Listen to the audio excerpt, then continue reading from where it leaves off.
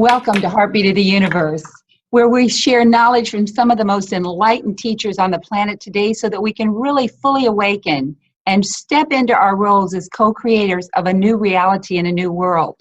You know, I feel right now that we have been under like a hypnotic trance, but the cosmos is snapping its fingers right now and really waking us up.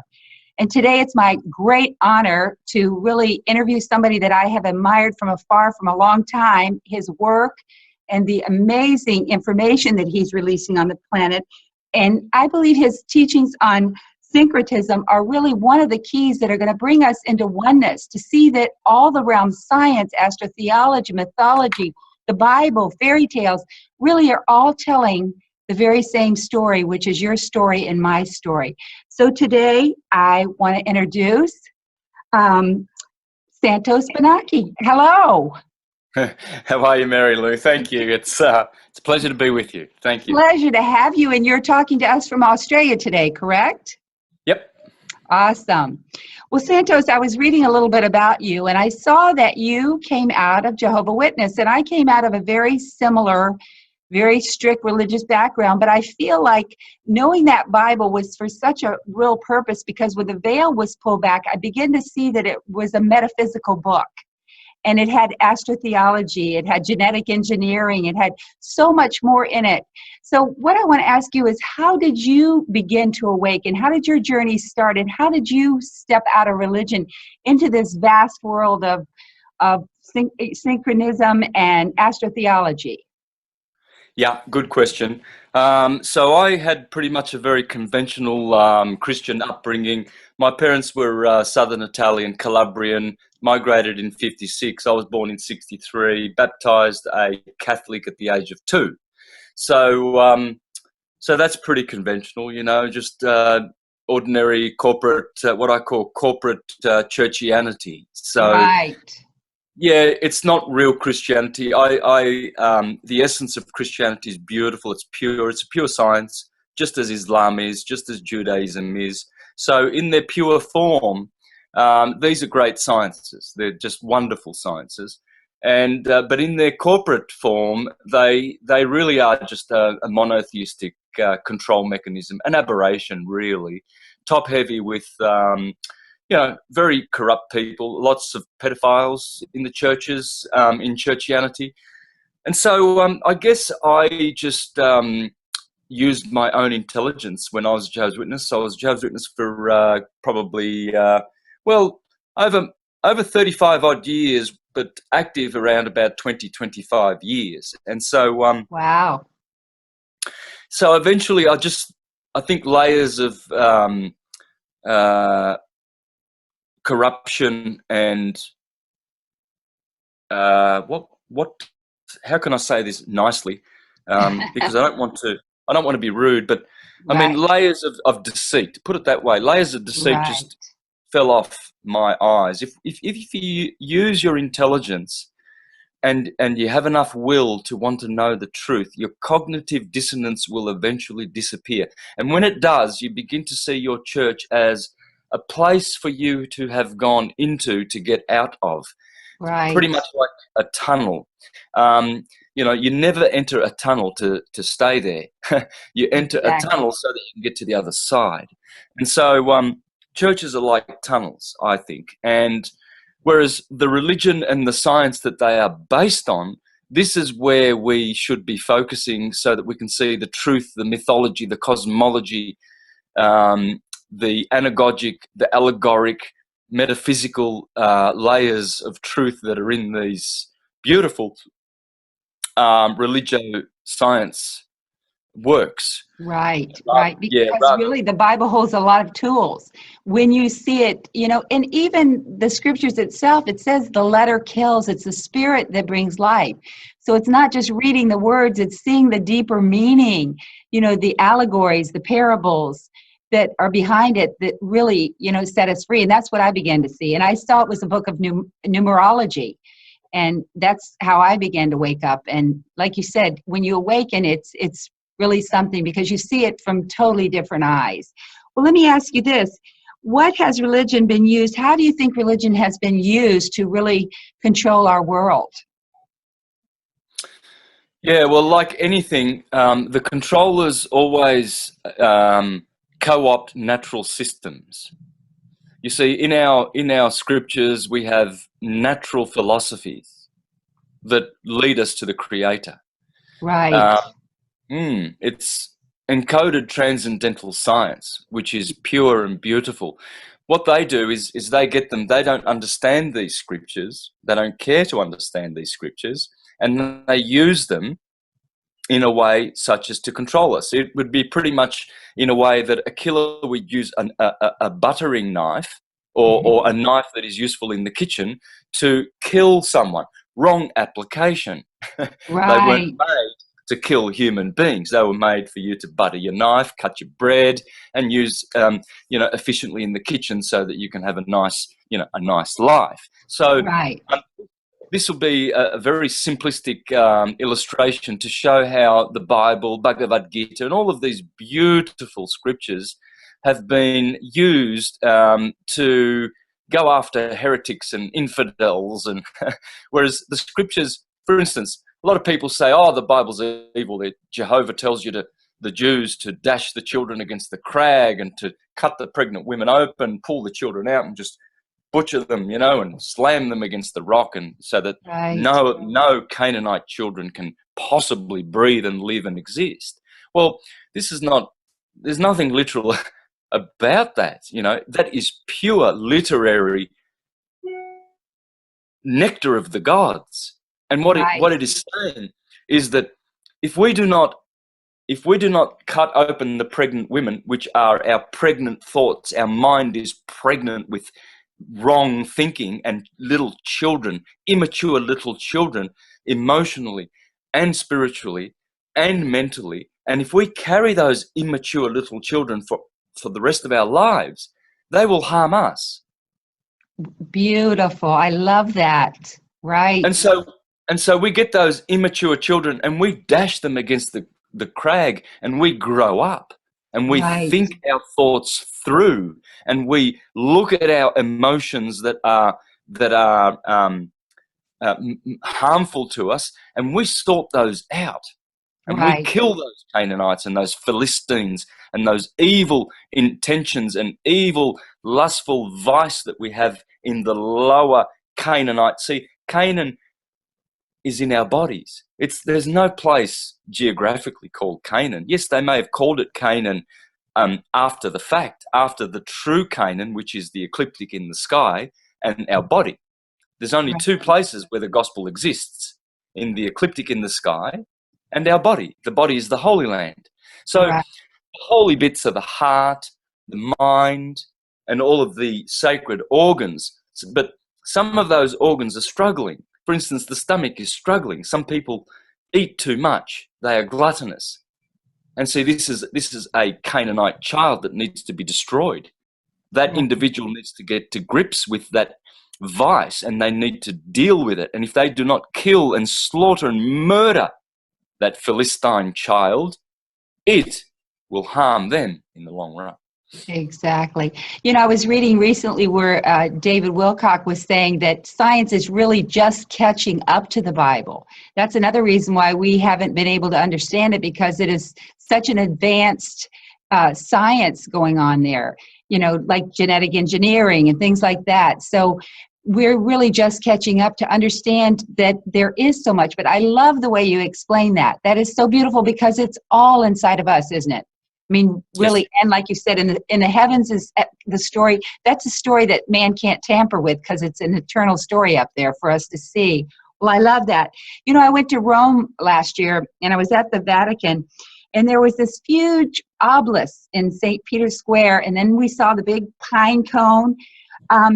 What significance do you think? I know some of the significance of what they are, but what is the significance of having them at Rome, right at the Vatican, do you think?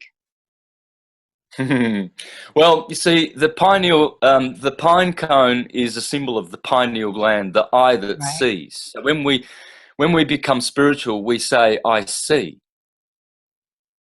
and that is with one eye, which is the unity eye. Whereas these eyes, this one's in the male is ruled by the moon, this one is ruled by the sun, and opposite in the feminine gender. So, but these two see things polarized, physical, material things. So if we always looking with these eyes, we're always living in a dualistic, polarized world. Whereas if we shut these eyes and we can see with our pineal gland, then we can see God.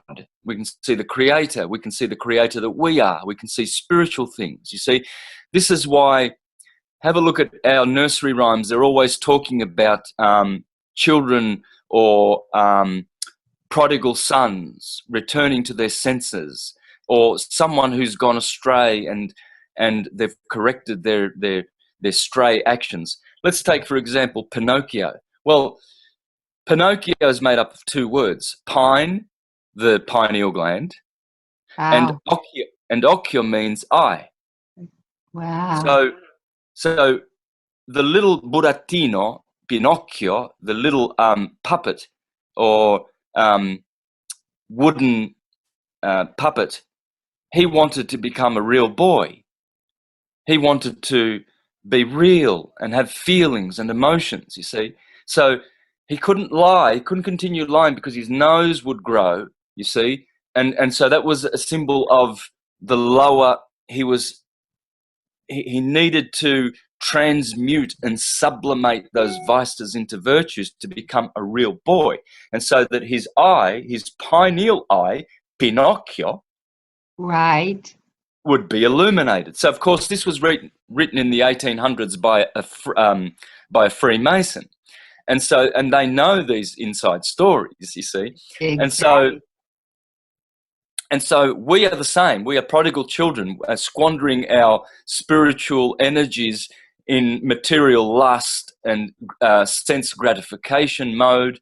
And so once we repent or come to our senses, then we return inward. We go inward to where the Creator is, and we find a more superior world, the interior world. The exterior world is there to mislead us and to carry us hither and thither. And like Pinocchio was led by all kinds of interesting people in his journey. Come here, Pinocchio. Let's go to the show. Let's go wandering around. You don't have any purpose. Let us just enjoy life and please the senses. Whereas Pinocchio had an intention, to find that pineal eye, see, and find the inner truth. And so this is our story. This is where we go within and we find the Christ within. Colossians 1:27-28, where the Apostle Paul says, basically he's just saying, why bother with any historical, mundane Jesus? Why bother? The history's gone. There is no such thing. Right. We see Christians fighting about whether Jesus did this or whether he did that because he was a literal man. This is truly childish spirituality. And the Apostle Paul led us with it to the true Christ, which is the Christ within, where he said, the ancients knew not the sacred secret of the Christ that dwells in you.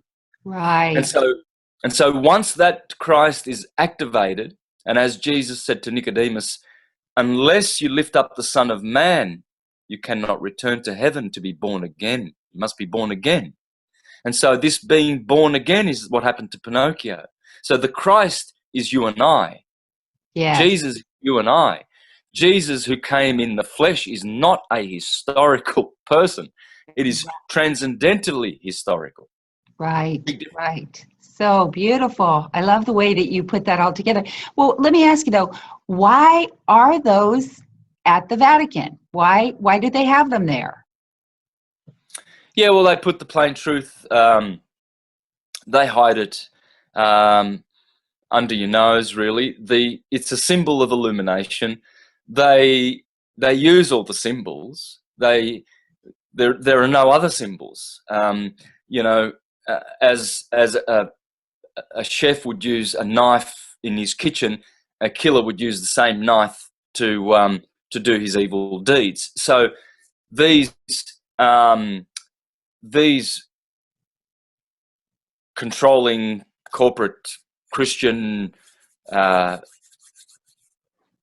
let's call the Pope and his cardinals and all of these people. I don't want to be mean because I know they're not Christian at all whatsoever. Right. They use our symbols. They use the natural symbols and the glyphs and the teachings and all of the beautiful numerical significance and indicators, right, for the wrong purpose. Simply right. to co-opt them and to give them a more sinister feel, I would say, or a more sinister. They probably just use them to void them and to make them useless and meaningless, or give them an evil aspect, so that people can be turned away and not appreciate the true meaning of all the things that they use. For instance, the Holy Cross. When I was a Jehovah's Witness, I was taught that the cross was just evil. It was pagan. It was a symbol that predated Christianity by thousands of years, and blah blah blah. All of this rubbish. Right.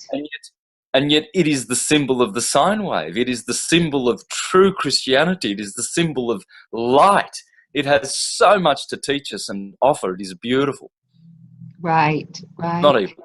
Just like Christmas, you know, the religion I was, we never celebrated Christmas. So evil. When we know that that's really our story. It's that sun that stands still for 3 days and 3 nights and that is reborn, you know, up into the higher dimensions. But I, like you, we did all those, jumped through all of those hoops and everything, trying to please God. But when you awaken, it's such freedom, isn't it?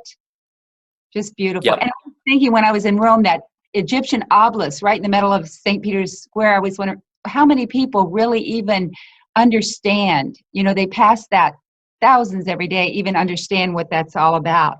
Well, you know, I was wondering, when Pope Francis came to the U.S., you know, we had so many comments about all the beautiful things he was saying, you know, about cooperating, you know, the world cooperating together and generously for the common good of all, and all these encouraging words. But I was just wondering, what do you really feel his agenda was when he came to the United States? Oh, they are just doing everything possible to have a raison d'être. You know, they are obsolete, really, these buffoons. People are finding true spirituality and God, the Creator, within, and they don't need these structures and these corporate monstrosities called Christianity and Christendom. And so they are struggling to find a place and to continue to exist in the future, where they know that they do not have a place, because they are liars. They are a coven of witches and a den of thieves. They are Pharisees. They are offspring of vipers. They are black magicians. They are Satanists. They are demon worshippers. They are demon creators. They create demons.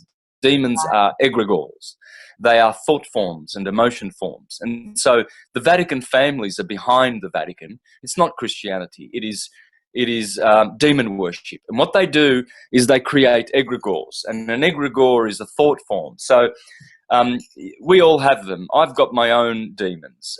You have. And what they are is probably sour or bitter emotions that we've had in the past that have taken on their own life of their own. Some people's demons are much more powerful than others.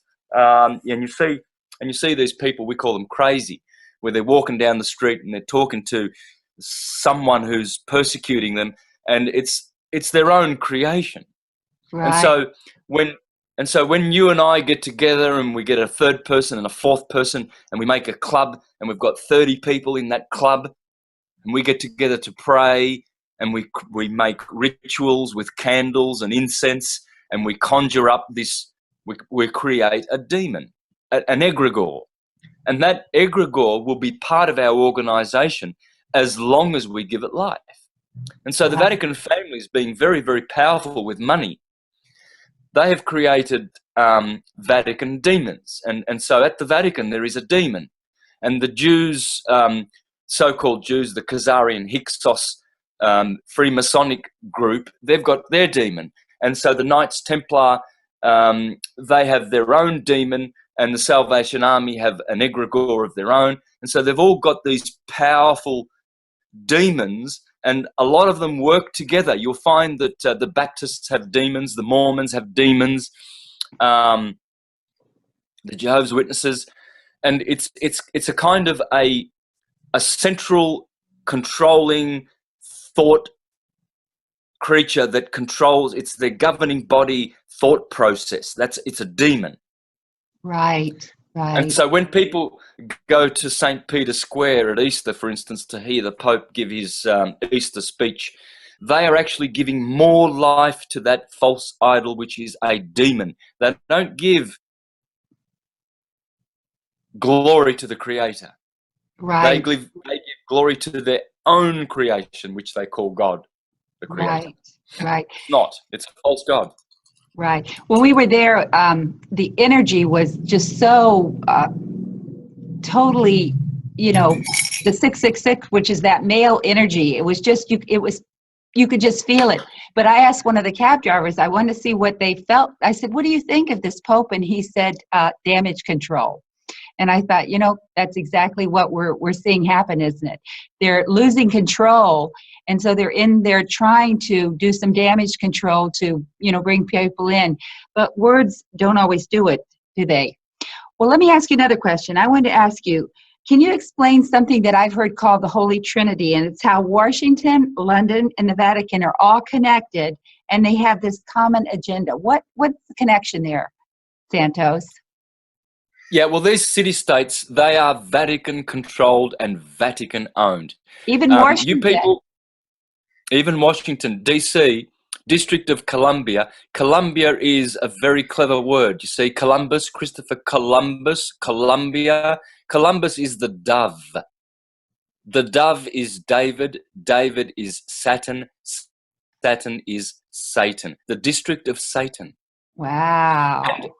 And the other version, the feminine side of Columbia is Isis, Semiramis, Venus, the goddess. And so this is why Columbia, the district, is in between Maryland and Virginia, because Mary is the virgin. Wow. Yeah, so that particular corporation, which is a commercial, it's the American government for commerce. It's not the Republic, which was destroyed in 1871.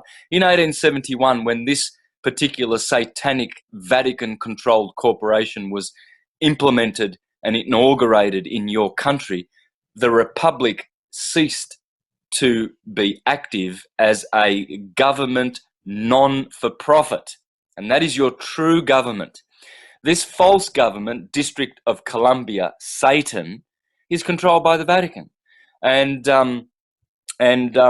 the Davidic family or the Columbus families are nothing other than basically the ones hiding behind this veneer, this smokescreen of Christianity, Christendom. It's not at all. It is offspring of vipers, as Jesus said. You will know them by their fruits. A false and an evil. A bad tree cannot produce good fruit, and it has never produced any good fruit ever.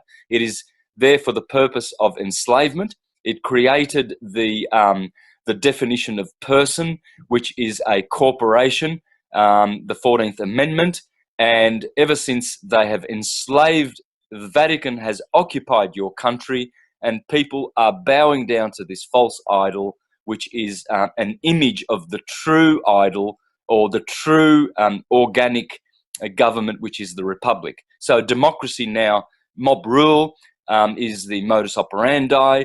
And so what you have now is 3 city-states which control the 3 aspects of humankind, which is spirit, soul, and body. So the Vatican controls the spiritual side of things. It is they are the spiritual puppeteers who really just push out a spiritual satanic miasma which pollutes true Christianity. The London part of the corporation, which is not the greater city of London, it is the London City, which is Vatican owned and controlled. This controls the soul through finance and debt enslavement. And then, of course, DC, the body, controls the body through military rule, martial law, and there you are belligerent and you are hostile and you are basically at war with the military side of the Vatican. So the Vatican really has all these corporations out there. All corporations are annexed in that umbrella of the Vatican, the Holy See, and the Roman Curia. Really, everything goes back to Rome. All roads lead to Rome. Right. And, you know, I was reading where the majority of our presidents either go back to Charlemagne or the throne of England, all U.S. presidents. And also I was looking at a graph like our Congress and all. It's amazing how everybody is related in all of that. Can you speak to that a little bit? Oh, yes. It's all one big demon-worshipping, demon-creating corporation. And what they do is they teach demonic teachings like gravity. For all the cleverness and intelligence of someone like a Newton, gravity is totally hocus pocus, honky shonky wonky, dodgy bodgy, bogus pseudo science. It's not real science. The real science is in the scriptures. And and in the scriptures it teaches us that our cosmos is geocentric. It's not heliocentric at all. So Copernicus, with his theory about a globe Earth and all of this, it's all hocus pocus. It's totally a sham, and it causes people who suspend their intelligence to think that they're upside down in Australia somehow spinning, and not flying off because gravity is so intelligent, discriminating force. It can allow the butterflies and dust particles to fly around and flitter and flatter, and yet ocean liners are stuck with all the water, with all this gravity hocus pocus onto this ball flying around all over the place in space. And so even though we move 1 billion miles every year because of the Earth spinning 1,000 miles at the equator and orbiting at 67,000 miles an hour and hurtling through space at 550,000 miles an hour, and yet there's no parallax in the stars and all the constellations remain the same forever. Supposedly there's supposed to be millions of miles of billions of light years of depth between the stars of each constellation, and yet they never change their shape, which would indicate that the Bible is correct when it says that he placed the stars in the firmament, and there's only a couple of thousand miles of depth in all of the stars. That's why they don't move, and they never will move, and the earth is not moving because the scriptures say clearly that the earth, he has established the earth upon its places, upon its pillars, and it will not move forever and ever, and it will not totter. So Copernicus, Kepler, Galileo Galilei, Aristotle, all these buffoons, they're going bye-byes because Santos Bonacci has brought the true geocentric syncretism back to humanity and many others, and it's here forevermore to stay. And we will always know that relativism, the teaching of Satanist demon worshippers, is going bye-byes. Right. Forever. Because what is up, and what is down is down. The universe is intelligent, and everything that is up is up. There's no relativism. My relative up, because I'm upside down in Australia, is hocus pocus. All of that globe stuff, and that's going bye-byes. Right. So really, Santos, what you're saying too is there was a real reason that you learned the Bible, because it does hold a lot of tools and keys for us today of truth. Do you feel that? Yeah, I would say to people, don't stop being Christian, don't stop being Jewish, don't stop being Islamist, Muslim, Hindu. Understand them. Understand these sciences. Don't Right. don't embrace the monotheistic corporate version of these teachings. See, most Muslims are Wahhabis. They've got no idea about the true Sufi roots of Islam. Right. So Right. they're Wahhabis, which teach you to go and kill infidels on the literal plane. So they're going out there and they're hating on Christians because they're not Muslims. Islam does not teach that kind of hatred. Islam is a pure teaching of truth and to love and embrace all human beings because they are children of God. And Right. so does Christianity. So I would say to a Jehovah's Witness, do not turn your back to the Christ or to Jehovah, but understand who they truly are. Right.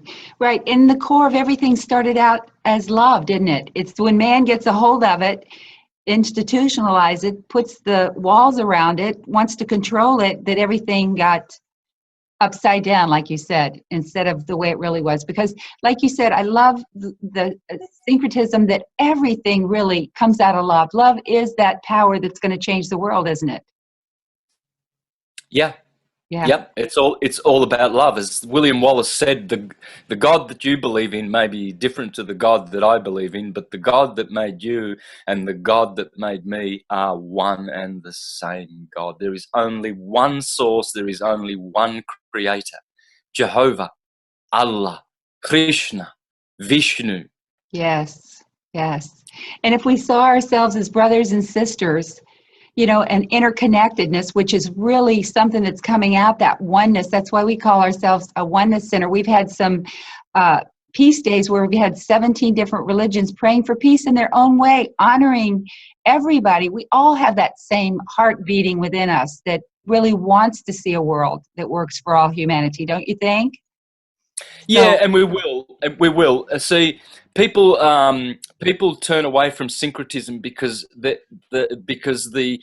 corporate worlds who are struggling to survive, they call it. I think they call it universal ecumenism or something like that, where they have this ecumenical movement to unite very, very polarized and opposite ideologies in a one homogenous sort of a world right, global hodgepodge of it's an aberration. The right, worldly. So when the Pope, for instance, when the Pope says, let's all get together, come on, Christians and all the religions, and they go to Assisi to pray and to bring unity to the world, it's the wrong kind.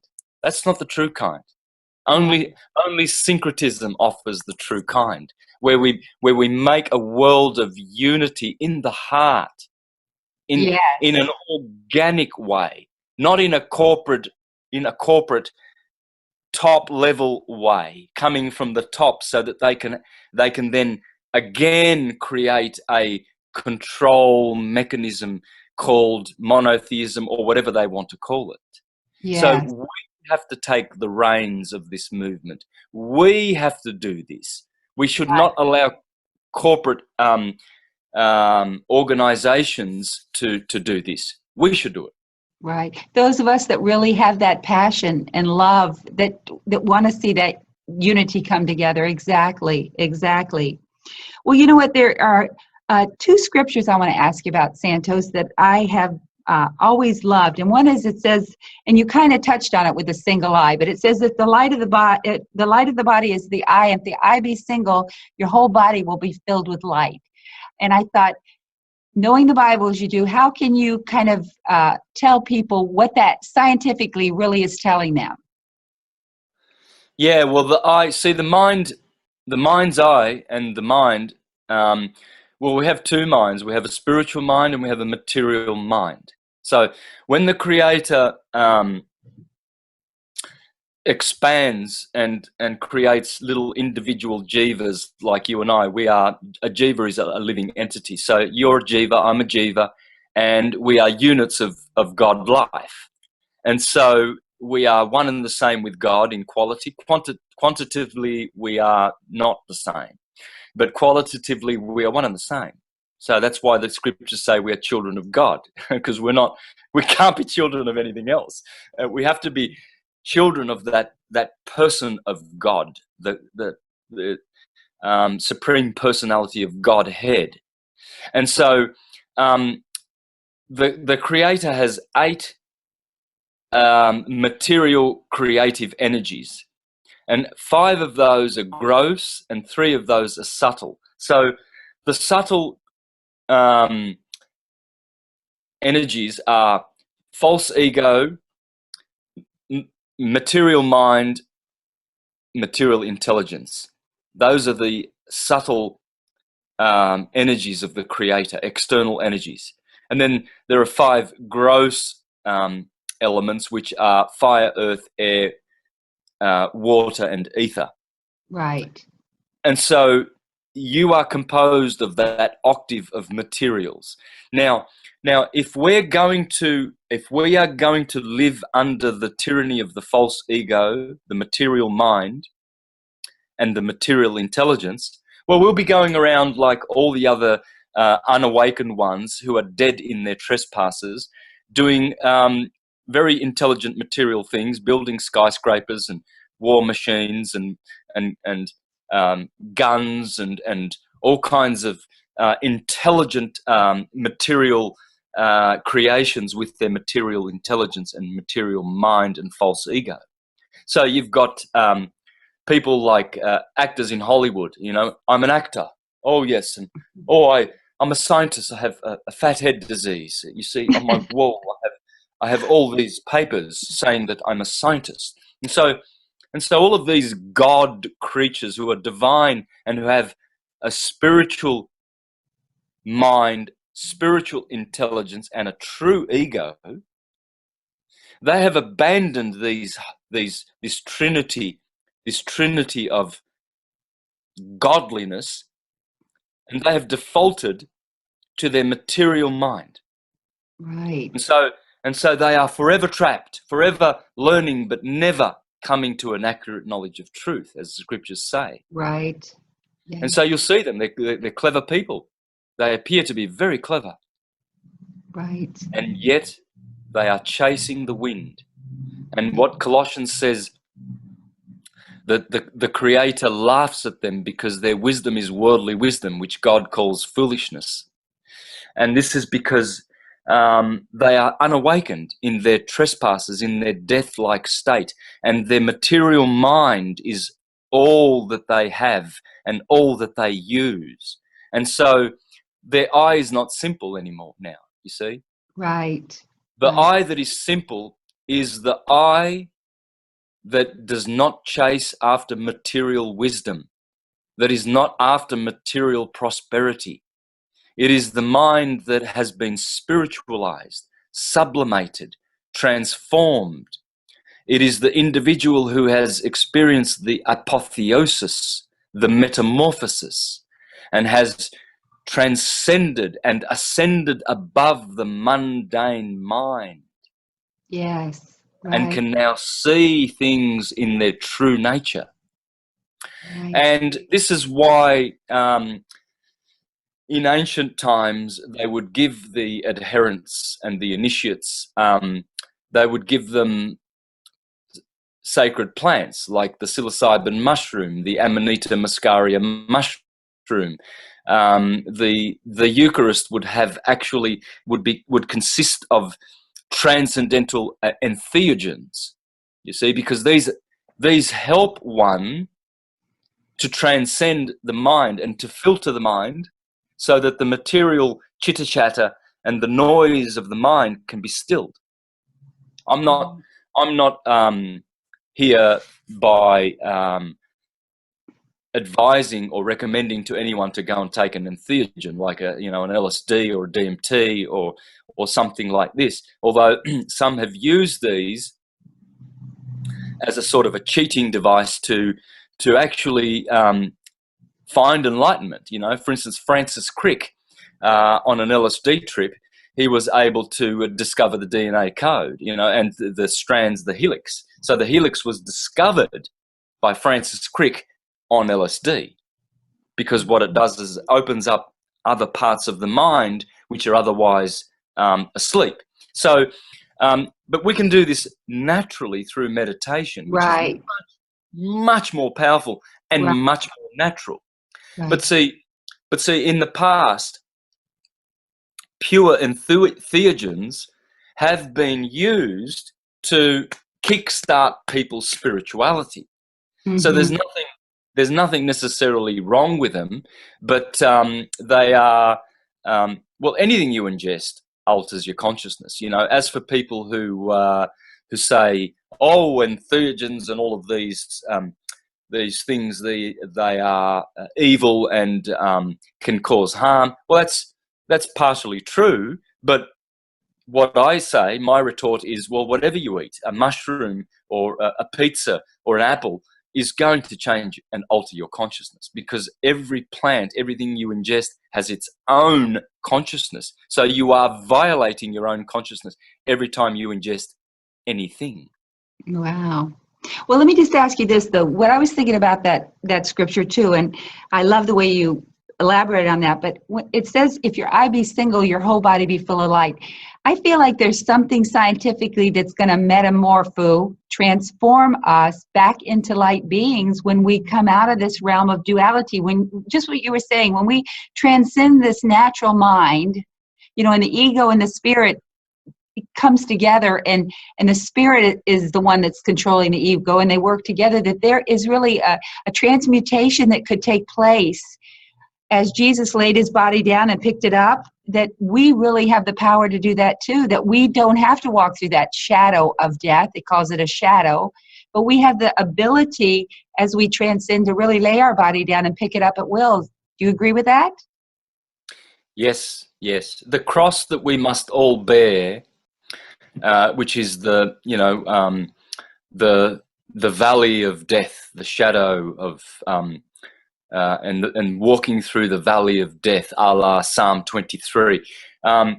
That's your body. When you stand with your feet together and your arms outstretched, a la Leonardo da Vinci's Vitruvian Man, you will see that the shape of your body is in the shape of a T. That's the cross. Those are the four elements of fire. Fire, the Father. Water, the Spirit, the Son, Father and the Son and the Holy Spirit.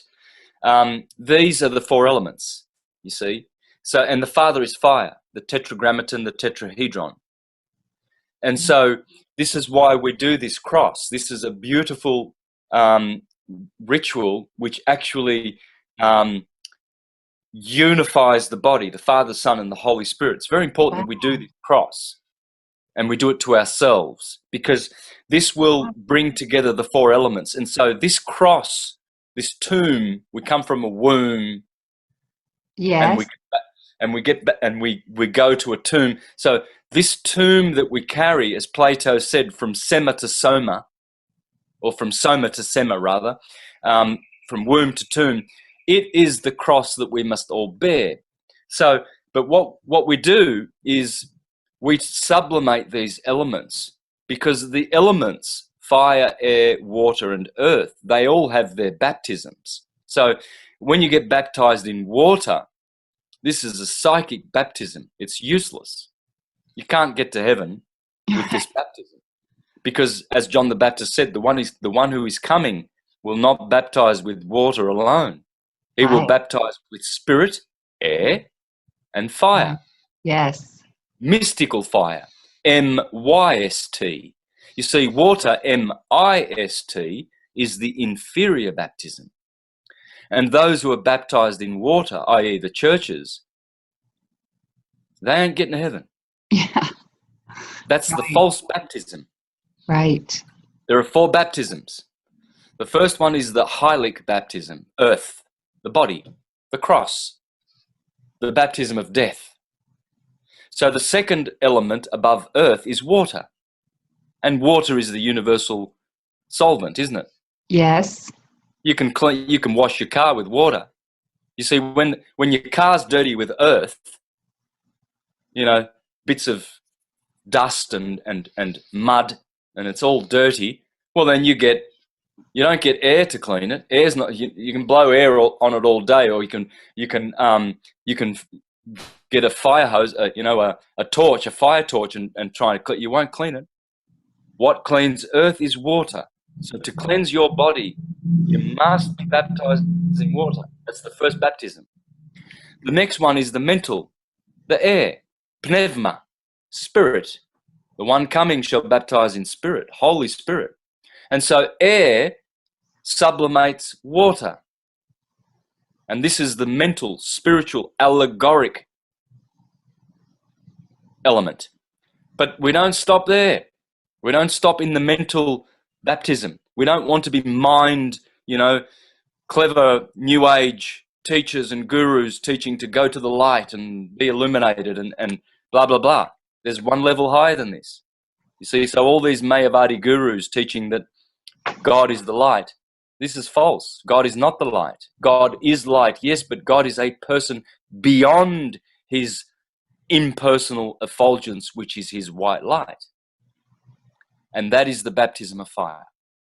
And these are mystics, M-Y-S-T, the baptism of mist. And so these ones go beyond, and they go to the person of the Creator, to be with God. John 1:1, and the Word was God, and the Word was with God. With God, right. Wow, that's awesome. I haven't quite heard it like that before. That's awesome. These are truths, sister. These are truths you'll never find in the churches. You'll find them obscured. You will find them adulterated. You will find them watered down, manipulated, contrived, controlled, but you will never find them loosed of their shackles and freed of all of their dogma and stigma and doctrines, false doctrines, because basically the churches want to control your spirit and hold it so that they can have slaves forevermore, reincarnating on this plane. Whereas that is not our purpose. Our purpose is divine, to be released from these bodies and to be self-realized so that we can be God and with God. Yes. Well, don't you think, though, that people are waking up all over the world, Santos, today? And what do you attribute that to, this awakening? Because I know when I traveled throughout Europe last year, I saw people all over that were really coming out of religion, coming out of churches, and really awakening. It's natural, because we are good. Right. Good/God, same word. Yes. You see, the Neoplatonists, which is our true theological transcendental science of the West, not the Aristotelian materialist speculative worldly wisdom. I'm talking about Platonic and Pythagorean true science. You see? Yes. And so when we shun and learn to shun the Aristotle kind of materialistic buffoonery, and we accept the Neoplatonic true transcendental science, we will understand that we are good gods, children of God, and we will awaken. All of us will. All the sleep, the dead shall rise. This is why Jesus said, "Do not marvel at this, that I am healing and resurrecting people. For the hour will come that the Lord will call out to the dead ones in the tombs." Right. And they will awaken. Right. And what is the tomb? There body. It is. The body. There's you see, why do I have something called an anatomy? An anatomy. Wow. See, all the atoms that compose, all the waveforms that compose this tomb anatomy of my body, they are all waves. And so this baptism of death, this tomb anatomy that I have, will be released. And we are all of this divine substance returning to the source. And so it's natural that we will awaken, like a caterpillar locked inside a cocoon for a certain period of time, eventually it will come out and it will fly away as a butterfly. Right. It will transform. So beautiful. And a lot of the ancients told us that there would be a time when all this would kind of go underground and we would be deceived, but then there would be that time of awakening. I mean, so many of the ancient people talked about the time that we're living in. What do you think is ahead, maybe in 2016, Santos, this year? What do you see happening this year? Anything that's we should know about? Well, 2016 numerologically come to 9. So 9 is the highest of the numbers in the decimal material. See, the decimal system, there are two universal systems. One's material, one's spiritual. The number 12 is spiritual. The number 10 is, how many fingers do I have? 10. So Aten, which is just the number 10 with an A in front of it, Aten, which is Saturn or Adam or Atum or Aten, is man. It's the material Adam, Kadmon, man. And it is material. So our mind, our whole physical matrix is a decimal tenness, Aten. And so the number 9 is the highest of the numbers. There's no numbers after 9, so 1 to 9. And so 2016 is completion. It is the story of human completion. So 2015, that was about the number 8, and 8 is infinity, and you have a superior circle, and below it is an angle. So the bottom part is the material and the top part is spiritual, but that there is still a play. There's still a play going on between the spiritual and the material. So this is man struggling with he is destroying. 8 is a number of destruction and transformation. So the bottom 0 is destroyed and the top 0. So we come out of below the bottom 8 and we go up into the top part. You see, we go from down to up. Beautiful. And that's what the figure 8 is. But the 9, there's only a circle above. And then it goes like this, and then it dips down. The stem of the 9 dips down to the inferior world, but the circle above is saying that we have now sublimated. We've gone up to the top circle. There's only one circle in 9, and it is spiritual completion. Beautiful. And so, 2016 is going to be a glorious number for humanity. Great. Not for humanism. Humanism is another demonic teaching, which is the same as communism, which is the same as Copernicism, Aristotelian buffoonery, Newtonism, gravity, and all that crock of rubbish, Darwin, evolution, and all of these materialist buffoons. They call themselves philosophers, or Hegel, for instance. All of these, they are materialists. They're not a Ralph Waldo Emerson, a spiritualist. They're not a Platonist. There's two different kinds. You see, we're looking up at the wrong guys. We shouldn't be looking up at Einstein at all. Einstein was a monkey. He was a man who was more monkey than a man. Relativity. Oh, please, that's demon. He was a demon worshipper. These are demonic teachings, Einstein and Newton, demonism. Wow. We have to go back to the scriptures. We've got to go back to the godly men like your Thomas Paines, like your Ralph Waldo Emersons and these true transcendentalists. Yes. Transcendental science is the true science, not materialist science. Right. Was there anything specific that you see happening this year that we're going to have some kind of transformation with the banking or anything like that? Do you see anything that's going to implode on itself this year that is going to really bring some freedom for humanity?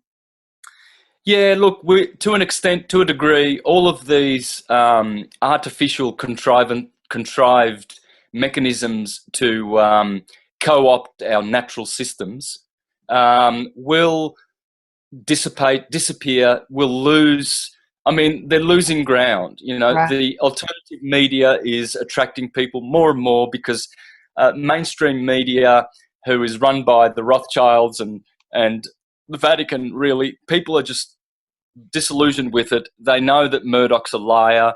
They know that they are materialists. They are basically just capitalist pigs, and their teachings are just teachings of swine. Universities are full of fathead disease, moronic, really just demon teachings. Everything's just centered on the false cosmos. Just totally dishonest pseudoscience. Gravity, for instance, is the worst of the worst teachings that must be obliterated and smashed to pieces.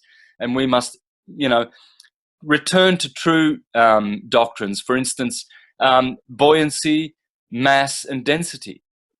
That's why objects of mass fall to the ground, because up is up and down is down. Not because we're spinning and because of gravity and all of these stupidities. We're going to get back to real science, and syncretism will do that. I encourage everybody just to go to my MrAstrotheology YouTube site and watch free syncretism for the rest of your life. And all you've got to do, just one warning with that, I did base most of my syncretism on the heliocentric false model. Now I've corrected that and it's geocentric. All you have to do is change your perspective with that, but the teaching still applies. Everything I've done in my presentations still stand, still contain absolute transcendental truths. But all you have to do is just get off the heliocentric demonic model and go back to the true creator model of geocentrism. Yes, and your YouTube is phenomenal. I've followed it for years. I mean, I just watched the one on the beard being the reflection and everything going back to the sun. I love all of your videos. So we're going to have that up on the screen. Your website. You have a universal truth school too, Santos, which is on your website, which is Santos Bonacci Universal Truth School. Is that correct? No, it's called one word, universaltruthschool.com. Okay, that's what we'll put up on the screen. Yes. Mm-hmm. Well, listen, we thank you so much. You got up early this morning so that we could, being in Florida, that we could interview you, and we really, really appreciate it. We'd love to interview again in maybe a month or so. So we will keep in contact with you. Thank you so much. You are just a wealth of information, and we really, really appreciate it. Is there anything you want to end with? No, just to say thank you, and thank you to the listeners. Long live the truth, transcendental truth, omnia vincit veritas. We will conquer. We will conquer. We wrote the script, and we didn't write it so that it would turn to a heap of dung. It's going to turn out magnificent, and we will ensure that. Our intent and our truth-seeking. Truth is a creature. God is truth. Truth is a being, and we bow down and honor that being, and let us not succumb to demonic egregore, false pseudoscience teachings, people. Beautiful. Thank you again, Santos, so much. We really appreciate the interview, and we hope to see you again soon. Thank you, Mary Lou. Take care. Bye-bye. Bye-bye.